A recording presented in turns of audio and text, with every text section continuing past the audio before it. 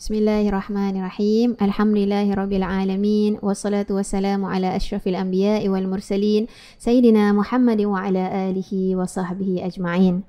Alhamdulillah, bersyukur kita kepada Allah Subhanahu wa taala bersama-sama kita pada pertemuan yang terakhir ini, iaitu sesi yang kelima di dalam membincangkan tentang kitab Ad-Dibai karangan Habib Abdul Rahman Ad-Diba'. Baik, kita telah pergi kepada fasal yang mana dia menceritakan tentang selepas kelahiran Rasul sallallahu alaihi wasallam dan siapakah yang akan menjaga atau menyusui baginda Rasul sallallahu alaihi wasallam dengan bait yang berbunyi qila man yakfulu hadhihi durratul yatimah allati la tujadu laha qimah qalat at-tuyur nahnu nakfuluhu wa naghtanimu himmatahu al-azimah. Yang bermaksud, para pendengar sekalian, setelah kelahiran Nabi SAW, malaikat itu bertanya kepada seluruh makhluk, siapakah yang akan mengasuh mutiara yang sangat berharga ini dan tiada ternilai harganya? Maka burung-burung, binatang-binatang liar menyatakan kesanggupan mereka untuk mengasuh baginda agar mendapat kemuliaan dan penghormatannya. Namun malaikat mengatakan bahawa aturan Allah, iaitu qada-qadar Allah, bahawa Rasulullah SAW akan diasuh dan disusui oleh seorang wanita yang bernama Halimah bintu Abi Dhu'aib. Alhamdulillah. Jadi Ustazah Fifi mungkin boleh kongsikan kepada kita semua siapakah sebenarnya gerangannya Sayyidatuna Halimah ini. Masya Allah Ustazah, saya bukan orang yang terbaik lah untuk berkongsi apa-apa pun Ustazah. Berdasarkan pada apa yang saya tahu Ustazah, pada zaman tersebut Ustazah sebenarnya memang jadi adat adat orang-orang Arab ni untuk menyerahkan bayi mereka kepada orang Badui. Maknanya mereka memang ada satu musim lah yang akan datang orang-orang yang mungkin berkeperluan. Sebab ini merupakan punca nafkah bagi orang-orang yang nak menyusukan ni kan. Jadi mereka nak cari duit tambahan dan sebagainya. So mereka akan visit ataupun pergi ke rumah-rumah yang mereka tahu adanya orang bayi-bayi yang baru lahir. Okay. Jadi Masya Allah, qadarallah, apa yang Allah takdirkan tu terlalu indah. Okay. Pada perjalanan Sayyidatina Halimah daripada kediaman beliau ke tempat Rasulullah SAW tu, beliau menaiki kenderaan. Masa dulu kan diorang naik keldai. So macam kita dulu masa kita belajar kat Mesir Ustazah, keldai tu kalau jalan tu memang Masya Allah lah, sopan. Lambat dia nak sampai kan. Jadi dia betul-betul mengatur step dia. Jadi kat sini keldai tu memang nampak lemah. Jadi perjalanan tu menjadi satu perjalanan yang lama lah, daripada kampung beliau hingga ke tempat Rasulullah SAW. Jadi ya memang keadaan tu memang Allah dah sengajakan. Allah dah takdirkan keadaan tu berlaku sebab nak memberikan peluang pada Sayyidatina Halimah untuk berjumpa dengan Sayyidina Rasulullah SAW. Jadi masa tu sebenarnya dia tak silap saya dia dah sampai malam kan, dah sampai lewat. Jadi dia terpaksa patah balik. Dia patah balik. So dia terdengar bahawa adanya bayi yang yatim. Dia mengadulah kepada suami dia sebab mereka kan perlukan nafkah. Jadi mereka takut mungkin tak secure dan sebagainya lah kan, sebab yatim. Jadi apa yang terjadi bila dia seek consultation daripada suaminya, bang macam mana ni bang, budak ni yatim. So suami kata tak apa, biarkan je, kita asuh lah orang ni. Jadi itu yang buatkan Sayyidatina Halimah terus pergi sekali lagi ke tempat Rasulullah SAW. So pada pertama kali pertemuan mereka tu, Sayyidatina Halimah tu Masya Allah, dia lihat Rasulullah tu dengan penuh kegembiraan. Ialah bayi yang comel, yang kita fahamkan Rasulullah tu ada mukjizat sendiri. Jadi memang dah jatuh cinta pada kali pertama. So ketika Sayyidatina Halimah meletakkan Rasulullah ada touch to skin to skin punya touch, session, masa tu Masya Allah, memang sebelum ni Sayyidatina Halimah tu susunya dah hampir kering. Jadi Masya Allah, dengan diberikan susu kepada Rasulullah SAW semakin banyak. Masya Allah, Masya Allah. Dan juga kalau tadi kan keldai tu yang susun langkah tu slow sangat lemah, kan. Betul. So bila dia patah balik, nak balik ke tempat perkemahan, sebab mereka ni kita faham kan, kalau orang-orang Arab ni kan, dia bila travel tu dia akan ada satu tempat untuk pit stop lah Ustazah, R&R diorang. So diorang buat kemah kat situ. Jadi bila Sayyidatina Halimah tu patah balik tempat perkemahan tu, begitu laju, begitu cepat dapat keledai itu mengatur langkah. So itu adalah antara keberkatan yang terjadi pada Sayyidatina Halimah. Masya Allah. So kalau kita lihat Ustazah, Masya Allah, banyak benda-benda yang kerana keberkatan Sayyidatina Halimah tu nak menjaga Rasulullah sallallahu alaihi wasallam. Bukan saja itu, malahan susu unta yang tadi yang diorang bawa kat khemah tu kan, pada awalnya tu memang dah kering lah. Tapi Masya Allah banyak pula tu selepas kedatangan bayi Rasulullah sallallahu alaihi wasallam. Dan kita faham Ustazah, Sayyidatina Halimah ni orangnya memang miskin lah, dhaif. Jadi bila masa tu memang dia punya tumbuhan tu kering, tanaman yang ditanam. Yes. Jadi bila dia balik kampung tu, Masya Allah, semuanya subur Ustazah. Masya Allah. Sedangkan tak silap saya sewaktu tu adalah waktu kemarau. Ya, betul-betul. Waktu kemarau, sebab itulah kalau kita lihat untanya pun susunya kering, keledainya tu macam kurang makan, semua kurang zat lah, kerana kurang air dan juga kurang makanan tumbuh-tumbuhan. Itu jadi Masya Allah, dengan keberkatan mereka membawa pulang bayi baginda Rasul sallallahu alaihi wasallam, keberkatan dia nampak dan suaminya pun nampak. Sebab tu sampai saya teringat ada kata-kata suaminya tu mengatakan, laqad akhazti nasmatan mubarakan. Wahai Halimah, sungguhnya kamu ni telah membawa suatu bayi yang penuh dengan keberkatan. Masya Allah. Jadi inilah dia, suaminya pun yakin dengan bayi ini adalah satu bayi yang sangat istimewa. Masya Allah. Kita nampaklah sebenarnya Ustazah, komunikasi dalam antara suami dan juga isteri perlu ada toleransi, perlu ada persefahaman antara satu sama lain. Jadi ini adalah salah satu saya rasa hal yang mungkin boleh kita contohi, bukan buat decision ataupun buat keputusan atas akal sendiri. Sebab kita tahu berumah tangga ni perlu duduk musyawarah, bertukar-tukar pendapat. Jadi daripada sudut komunikasi, kita akan dapat lebih memperkayakan kita punya pengalaman untuk berbincang bersama. Ya, betul. Kalau kita lihat, inilah dia kita panggil pasangan suami isteri Halimah, dan suaminya sangat saling memberi motivasi antara satu sama lain, saling membantu satu sama lain, dan mungkin keberkatan keluarga tu ataupun pasangan yang kita panggil loving ni, yang mungkin antaranya dia tu dipilih oleh Allah Subhanahu Wa Taala, seorang yang penyabar, keluarga daripada golongan yang penyabar, yang kuat semangat, yang kuat azam, walaupun dilanda dengan kefakiran, serba kekurangan, namun dia tidak pernah macam meminta-minta orang untuk sesuap nasi, kita panggil. Masya Allah.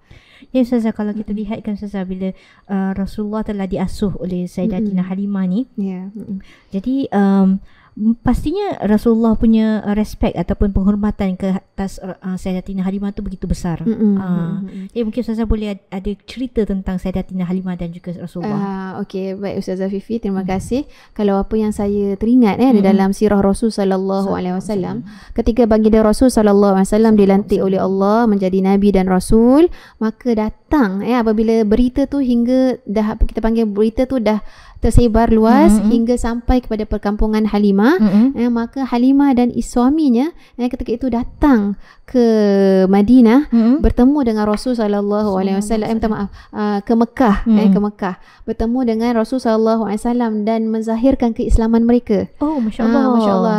Sebagian ulama mengatakan inilah dia disebabkan mereka ni telah mengasuh Rasul sallallahu alaihi wasallam, mendapatkan keberkatan. Jadi Allah Subhanahu taala membuka pintu hati mereka untuk mudah menerima Islam, menerima risalah Islam. Jadi mereka dah tergolong antara golongan orang-orang yang terawal masuk Islam juga. Jadi saya ada dengar juga dalam salah satu insiden di mana Rasulullah SAW pernah Halimah tu kadang-kala dia datang bertemu dengan Rasul SAW pada suatu ketika Rasulullah sedang bersama dengan para sahabatnya, duduk memberikan dakwah, membacakan ayat-ayat Al-Quran. Kemudian Sayyidina Abu Bakar melihat Rasulullah SAW ketika datangnya Sayyidatina Halimah untuk mendengarkan juga pengajaran daripada Rasul SAW. Lantas Rasulullah terus bangun dan membuka serbannya, dan dengan serban itu dia mengalaskan itu untuk tempat duduk Halimah. Jadi sehingga kan Sayyidina Abu Bakar mengatakan, aku tidak pernah rasa cemburu dengan seseorang pun, seperti mana aku pernah rasa cemburu dengan Halimah kerana dia mendapat layanan yang sangat istimewa oleh Rasul sallallahu alaihi wasallam. Serbannya tu dibuka untuk diberikan kepada ibu susuannya, masya-Allah. Jadi kita lihat dekat sini, walaupun Rasulullah telah kematian ibu bapanya, namun dengan adanya Halimatus Sa'diyah, dan kita boleh nampak bagaimana Rasulullah SAW menunjukkan kebaktiannya kepada Halimah, dan juga banyak lagi dalam beberapa peristiwa di mana Rasulullah SAW pernah berkunjung kepada keluarga Halimah, dan memberikan barang-barangan keperluan untuk menzahirkan rasa kesyukuran dia, menzahirkan rasa rindu baginda sallallahu alaihi wasallam kepada keluarga susuannya. Masya-Allah. Tadi bila Ustazah kata tentang Allahumma salli ala Muhammad, Allahumma salli ala Muhammad. Tadi Ustazah ada kata tentang bagaimana kecemburuan Sayyidina Abu Bakar terhadap layanan terhadap Sayyidatina Halimah. Okay? So kalau kita lihat sebenarnya itu adalah khasaisun Nabi. Memang Rasulullah sallallahu alaihi wasallam mention kat dalam banyak hadis daripada dalam kitab Syama'il ni, bahawa sebenarnya Rasulullah sallallahu alaihi wasallam tu will treat every individual tu memang dengan cara istimewa. Ya, betul Ustazah. Sampai orang yang the next person pun ingat macam, oh engkau je lah dapat layanan istimewa, aku tak ada. Tapi bila jadi pada diri dia, baru dia tahu sebenarnya Rasulullah SAW memang layan special lah untuk setiap orang tu. Orang tu akan merasakan dirinya tu sangat dihargai oleh Rasul sallallahu alaihi wasallam. Itu memang antara kelebihan Rasul. Jadi maksudnya tak ada sesiapa pun di kalangan sahabat ataupun tetamu-tetamu yang datang kepada Rasulullah kecuali mereka tu puas hati, seronok bertemu dengan Rasul. Rasa tu dah rasa, maksudnya hari mereka dah ceria hari mereka disebabkan dengan layanan yang diberikan oleh Rasul sallallahu alaihi wasallam kepada mereka. Betul. Masya-Allah. Baik, sekarang ni kita tanpa berlengah lagi, kita pergi kepada bait yang seterusnya. Ustazah Fifi, kita lihat dalam bait-bait yang seterusnya dia ada mengatakan tentang peristiwa pembelahan dada Rasul sallallahu alaihi wasallam sewaktu kecil, iaitu dengan qasidah dengan natharnya, fa bainamal habibu sallallahu alaihi wasallam zata yaumin na'in minal awtan idh aqbala alaihi thalathu nafar. Jadi mungkin Ustazah Fifi Azina boleh ceritakan kepada kita tentang sedikitlah tentang peristiwa pembelahan dada sewaktu beliau di bawah penjagaan Halimatus Sa'diyah. Bersambung tadi Ustazah cerita yang Sayyidatina Halimah dah bawa balik Rasulullah SAW ke kampung beliau kan. So apa sebenarnya terjadi? Pada masa tu Rasulullah SAW dikatakan ada yang katakan 4 tahun, ada yang katakan 2 tahun, tapi yang rajih yang kita dengar adalah peristiwa ni berlaku pada usia Rasulullah SAW 4 tahun. Okay? So bila keadaan tu masa tu Rasulullah SAW sedang bermain-main dengan anak Sayyidatina Halimah. So anak-anaknya sedang bermain-main, sekali datanglah, ada yang mengatakan 2 orang, ada yang katakan 3 orang. Okay? Datang strangers. Kita kalau dengan anak kan kita selalu pesan, kalau datang strangers jangan be friend, jangan berbual pun, jangan ikut pun. So anak-anak ini macam lihat 2 orang yang pelik, yang memang tidak dikenali, terus mereka nampak 2 orang ataupun 3 orang ni membawa Rasulullah pergi.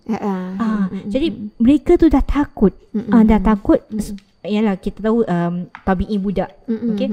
Dah takut, kemudian lari kepada ibunya. Kemudian saudara susuannya itu menceritakan hal tu kepada Sayyidatina Halimah. Okay, dia kata apa? Dia kata semasa dia berkejar ke tempat Nabi Muhammad bermain tu kan, dan mendapati Nabi Muhammad tu dalam keadaan ketakutan. Okay. So masa 2 orang yang datang ataupun 3 orang yang datang tu dikatakan sebagai malaikat. Malaikat datang untuk membelah dada Rasulullah sallallahu alaihi wasallam, kemudian dibasuh dengan air Zam-Zam dan dibuangkan tempat yang syaitan duduk tu, maudhi'u syaitan tu, dibuangkan daripada hatinya. Kemudian hati Sayyidina Muhammad dipenuhkan dengan kebijaksanaan.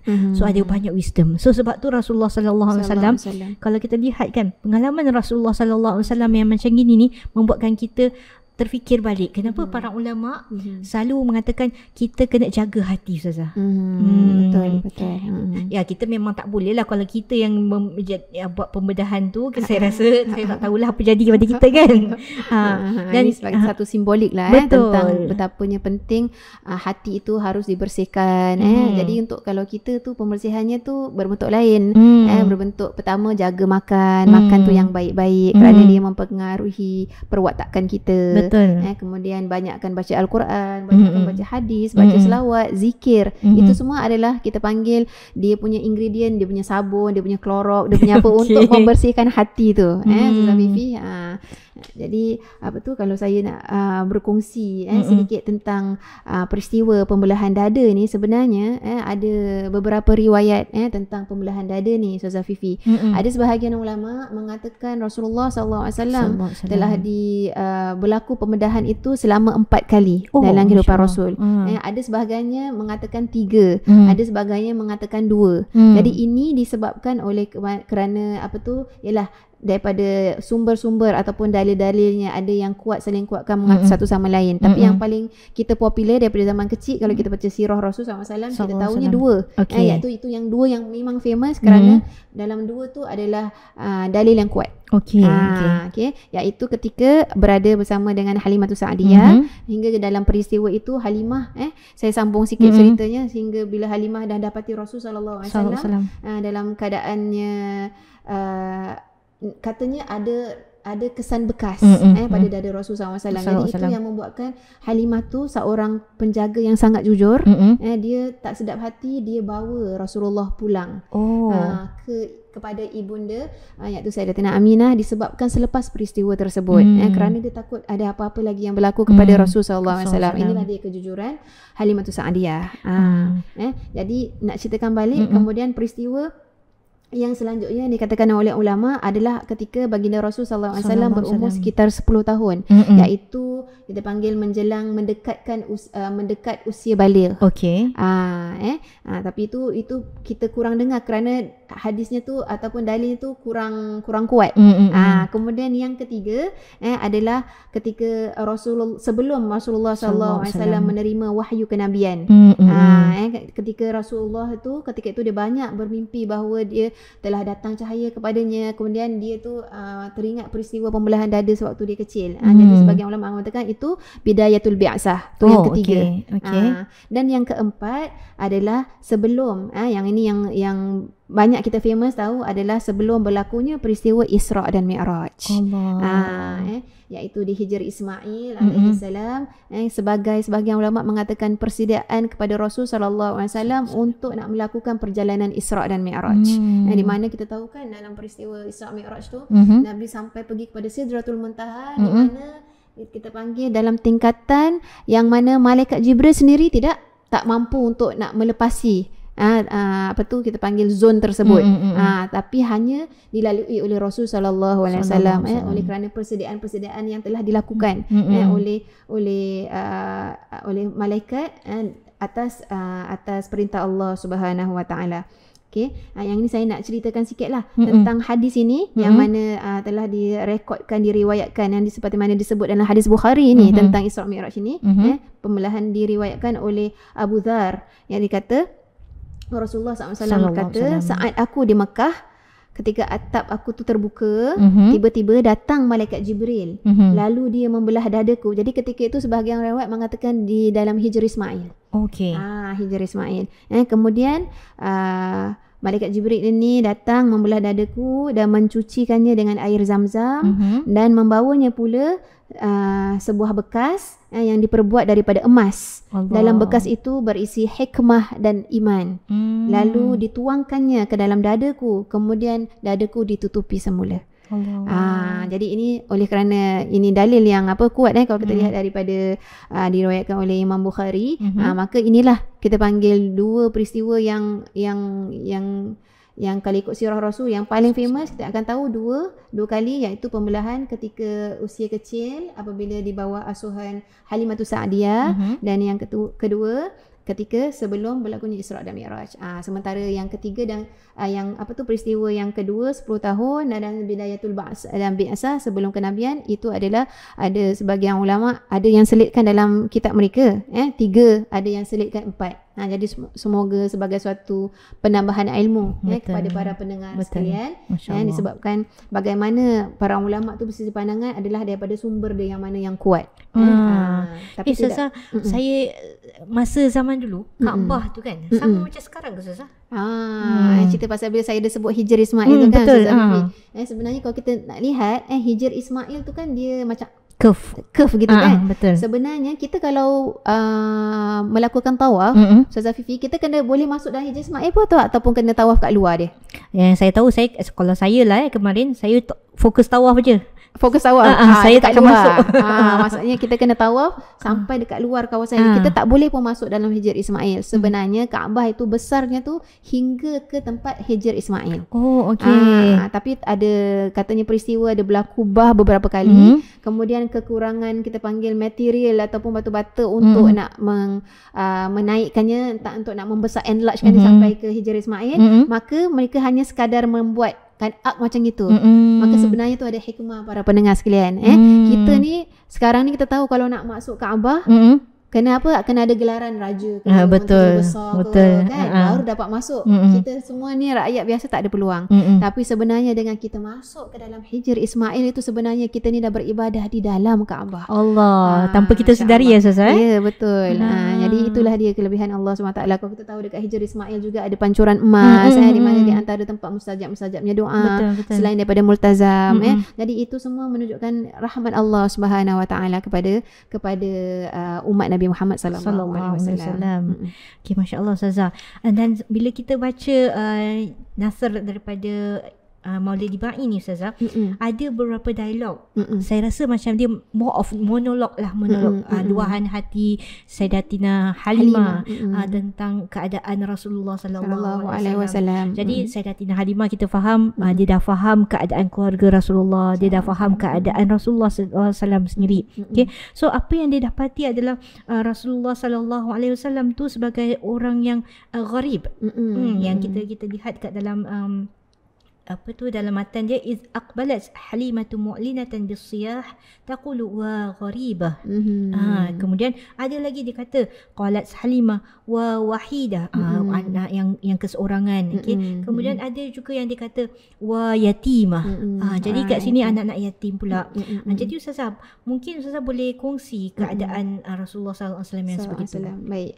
Okay, alhamdulillah kita lihat Imam Habib Abdul Rahman Ad-Dibai yang dia menyelitkan dalam nasar dia tentang dialog, maknanya bagaimana perasaan kesian Halimah Sa'diyah dengan keadaan Rasulullah sallallahu alaihi wasallam. Namun bagaimana Allah Subhanahu wa taala memberi semangat kepada Rasul sallallahu alaihi wasallam walaupun dalam keadaannya macam itu. Jadi dialog dia yang pertama, qalatil Halimah wa gharibah, seperti mana yang Ustazah Fifi bacakan tadi. Faqalatil malaikatu ya Muhammad ma anta bigharib bal anta minallahi qarib. Engkau tidak jauh wahai Muhammad, kau tidaklah keseorangan, kau bukanlah manusia yang pelik. Sedangkan engkau ni adalah sangat hampir kepada Allah Subhanahu wa taala. Engkau adalah pilihan Allah dan juga kekasih Allah Subhanahu wa taala. Maksudnya inilah dia bisikan-bisikan, kita panggil semangat yang diberikan. Kemudian yang kedua, dialog yang kedua, qalatil halimatu wa wahidah, ya Allah kesiannya budak ni bersendirian saja, keseorangan saja. Faqalatil malaikatu ya Muhammad ma anta biwahid bal anta sahibut ta'yid wa anisukal hamidul majid. Bukanlah engkau seorang bersendirian, bahkan engkau adalah orang yang mempunyai kekuatan, iaitu kemukjizatan. Penghiburmu adalah Allah Subhanahu wa taala, zat yang maha terpuji lagi maha mulia, dan kawan-kawanmu adalah saudara-saudaramu daripada kalangan para malaikat yang mulia dan juga ahli tauhid, iaitu golongan-golongan yang berpegang pada Allah Subhanahu wa taala yang satu. Jadi itu dah menunjukkan bahawa Rasulullah ni takkan keseorangan. Dia tetap akan ada penyokong-penyokong yang menyokong dakwah Rasul sallallahu alaihi wasallam. Dan yang terakhir, Halimah Sa'diyah mengatakan wa yatimah, kesiannya golongan ni yatim. Maka malaikat menjawab, alangkah bertuahnya engkau kerana menjadi anak yatim. Kerana sesungguhnya darjatmu itu di sisi Allah Subhanahu wa taala adalah sangat besar mengatasi seluruh makhluk. Allah. Masya Allah. Sebab itulah kita lihat para pendengar sekalian, bahawa betapanya Rasulullah SAW menyuruh kita untuk menjaga kemaslahatan anak-anak yatim. Okey. Kerana Rasulullah pernah berkata, dan kerana aku adalah di antara mereka. Dan Rasulullah SAW dalam hadis yang masyhur mengatakan, aku bersama orang-orang yang membela anak-anak yatim tu hakadha. Maknanya dia tunjukkan jari tunjuk dia dengan jari yang sebelah sini. Maknanya ginilah berdua. Maknanya sangat rapat. Maksudnya darjat orang yang memelihara kebajikan anak-anak yatim adalah bersama-sama dengan Rasulullah SAW di syurga nanti. Masya Allah. Inilah dia kemuliaan ataupun kecantikan agama Islam yang sangat menjaga orang-orang yang tertindas, orang-orang yang yang lemah, yang mana tiada daya dan upaya. Masya Allah, cantik begitu Ustazah. Maknanya kan Ustazah, kalau kita lihat, bukan saja Rasulullah SAW tu, ada satu hadis tu mengatakan Rasulullah tu bukan saja dengan orang yang kaya, malahan Allah juga Rasulullah SAW juga bersama-sama dengan orang yang miskin. Betul. Jadi dia tidak, bila dia bersama-sama dengan orang kaya, dia akan nampak gah juga. Bila dia sama-sama dengan orang miskin, dia pun akan merasai sama-sama. Merasai, menjiwai rasa tawaduknya itu tidak menghasilkan bahawa dia tu lebih daripada mereka. Betul, Masya Allah. Itulah dia akhlak Rasulullah SAW, akhlak yang murni. Jadi insya-Allah dalam kesempatan yang terakhir ni Ustazah Fifi, saya nak tutup tirai kitab Adibah ini ada dengan satu lagi situasi yang mana kita nak minta Ustazah Fifi yang kita kongsikan bersama tentang apabila kita lihat masyarakat Arab dulu ketika mereka menghadapi sesuatu musibah ataupun menghadapi satu kesulitan ataupun menghadapi mimpi dan sebagainya yang pelik-pelik, mereka ni suka rujuk seperti mana dalam matan yang kita dapat daripada Habib Abdul Rahman ni, dia menceritakan bahawa Halimah tu dia pergi berjumpa dengan seorang pendeta. Jadi apa yang maksudkan ni? Okey, kalau kita lihat Ustazah dalam bait ni kan, faqala lahul kahin abshir ayyuhal ghulam fa anta sahibul a'lam wa nubuwwatuka lil anbiya قفل وختام عليك ينزل جبريل على بساط القدس يخاطبك الجليل ومن ذا الذي يحصر ما حويت من التفضيل وعن بعض وصف معناك يقصر لسان المادح المطيل. Allah. Okay, kalau kita lihat Ustazah, bagaimana sebenarnya yang macam tadi Ustazah katakan tentang bagaimana Sayyidatina Khadijah merujuk kepada sepupunya Waraqah bin Naufal. Jadi di situ sebenarnya kita faham bahawa pada zaman tu banyak sangat ahli kitab yang masih lagi memegang Hanif. Jadi di sini Sayyidatina Halimah melihatkan keajaiban-keajaiban yang ada pada Rasulullah sallallahu alaihi wasallam, pergi merujuk kepada seorang pendeta. Dia bercerita tentang keadaan Rasulullah sallallahu alaihi wasallam, yang mana di situ pendeta tu menceritakan tentang sepatutnya kau bergembira dengan keadaan Rasulullah sallallahu alaihi wasallam, sebab dia membawa berkah ke dalam kehidupan kau dan dia juga bakal dijadikan seorang nabi. Jadi di sini Ustazah, ibrah ataupun pengajaran yang kita boleh ambil kan, bahawa setiap perkara yang terjadi kat dalam hidup kita ataupun apa sahaja masalah yang kita hadapi perlu tabayun. Perlu mendapatkan clarification, perlu dapatkan penerangan yang betul daripada siapa, bukan daripada orang-orang yang tak mahir, tapi carilah orang yang memang pakar dalam hal yang kita nak bertanya tu. Jadi contohlah kalau katakan kita ni sakit, katalah kita sakit mata, kita tak bolehlah jumpa dengan orang yang ortopedik. Sakit mata optometris kan. Jadi kita kena cari optometris lah, kita tak boleh cari ortopedik. Kalau kita sakit kaki baru kita pergi jumpa ortopedik. Jadi kat sini perlu cari orang yang memang faham, pakar, bukan sesiapa saja, bukan siapa-siapa ahli ke apa ke kat situ, bukan sesiapa saja, tapi malahan perlu dirujuk pada orang-orang yang betul. Dan kita pun faham sumber yang kita dapatkan tu juga perlu betul, bukan jumpa kat Syekh Google, bukan jumpa kat Habib YouTube. Jadi perlu faham bahawa kat sini mereka yang kita rujuk juga adalah orang yang benar. Macam mana nak tahu orang yang benar? Maknanya selain pada dia tu ada kepakaran yang kita faham, masyhur. Orang tu masyhur. Dan selain pada tu dia juga kalau saya boleh add lah Ustazah, sanad pun bermain peranan lah sebenarnya. Jadi dia memberikan sedikit kesiqahan. Apa istiqah Ustazah dalam bahasa Melayu? Kepercayaan. Kepercayaan tentang knowledge yang dia ada. Jadi kalau Ustazah nak tambah sedikit kan? Okey. Jadi daripada pengajaran yang kita dapat daripada yang tentang yang terakhir ni, fasalu ahla dzikri in kuntum la ta'lamun. Yang pertama sekali adalah kita, kalau kita menghadapi beberapa ada masalah ataupun ada satu perkara yang kita kurang tahu, jadi hendaklah kita rujuk ataupun cari tahu. Mesti nak tambahkan ilmu supaya kita dapat mengeluarkan diri kita daripada masalah tersebut. Itu pertama. Sikap tu kita perlu ada, sikap nak cari, nak solve the problem. Sama juga dengan kalau kita lihat dalam surah Al-Mujadalah, Khawlah tu dia mencari bagaimana cara dia dah kena dizihar oleh suami dia, bagaimana dia nak selamatkan rumah tangga dia. Dia pergi bertemu dengan Rasul, dia tidak malu nak menceritakan keaiban rumah tangganya kerana dia sayang suami dia dan dia nak selamatkan rumah tangga dia. Maka dia pergi mencarikan mencari jawapan dia, cari ilmu. Dan yang kedua kan, hendaklah kita di zaman sekarang ni pula kan, tadi Ustazah Fifi kata kita tanya Syekh Google, tanya Syekh YouTube. Sebenarnya bukan tak boleh kita nak gunakan. Memang kita ni alhamdulillah itulah kemudahan yang ada pada zaman sekarang.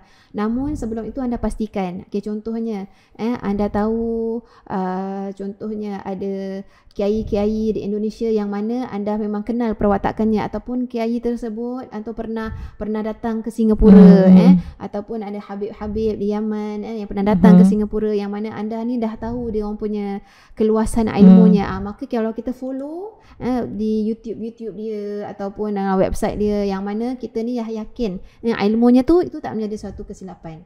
Pada masa yang sama anda perbagaikan sumbernya. Jadi dengar daripada YouTube, pada masa yang sama kalau jumpa rajinkan diri untuk masuk kelas-kelas secara zahir ini, supaya kita ni dapat, kita panggil ilmu kita tu biar luas, kemudian biar tu saling sahih mensahihkan, saling saling kukuh mengukuhkan satu sama lain. Tidaklah hanya kita rujuk kepada seorang saja, sampai macam mana pun dia je seorang, semua bahagian ilmu semua dia. Kerana sebenarnya kita pun walaupun bergelar sebagai ustaz atau ustazah, kita ni bukannya mahir dalam semua bidang. Mungkin kita ni mahir satu dalam bidang tafsir, tapi mungkin tak mahir dalam bidang akidah. Ada pula mahir dalam akidah, tak mungkin kurang dari bidang sirah. Jadi begitulah dia.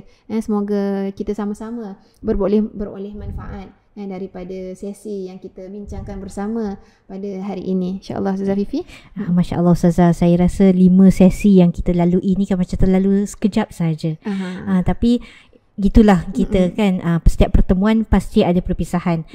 Tapi perpisahan ini saya harap dapat membuahkan cinta kita kepada Rasulullah sallallahu alaihi wasallam. Dan sebenarnya Ustazah, selepas siri Maulid Ad-Dibai ni, ada lagi satu siri sebenarnya. Ada satu siri yang mana akan membincangkan tentang Maulid Qasidah Burdah. Qasidah Burdah. Qasidah Burdah pun sekarang ni kita panggil dah famous di kalangan orang anak-anak muda di Singapura. Betul. Betul, insya-Allah. Jadi nantikan bersama Ustaz Yusof Abdul Rahman. Okay, insya-Allah beliau akan mengupas sama-sama tentang Qasidah Burdah bersama artis pula. Mana artis pula daripada dengan ustaz yang popular di Singapura juga. Betul. Jadi nak tahu siapa, saksikan terus program Pergas yang telah diaturkan. Boleh lihat di Radio Pergas, TV Pergas, dan juga Facebook Pergas. Betul Ustazah. InsyaAllah. Okay, dengan itu Ustazah, saya nak ucapkan terima kasih Ustazah, sama-sama atas kasih Fifi. atas effort usaha Ustazah dalam berkongsi ilmu dengan kita ni. Semoga para pendengar dan juga para penonton di luar sana mendapat manfaat yang banyak daripada istifadah ini, daripada perkongsian ini. Semoga ini sebagai satu spark saja Ustazah. Dia mencambahkan je. Jadi nak suburkan tu atas para pendengar, kawan-kawan kat luar, apa usaha kita untuk kita memberitahu tentang Rasulullah sallallahu alaihi wasallam. Jadi kita mohon maaf sekiranya ada tersilap kata, ada terkasar bahasa. Jadi yang baik tu adalah datang daripada Allah, yang tidak tu kekurangan daripada diri kita sendiri. Wabillahi taufiq wal hidayah. Wassalamualaikum warahmatullahi taala wabarakatuh. Waalaikumsalam warahmatullahi wabarakatuh.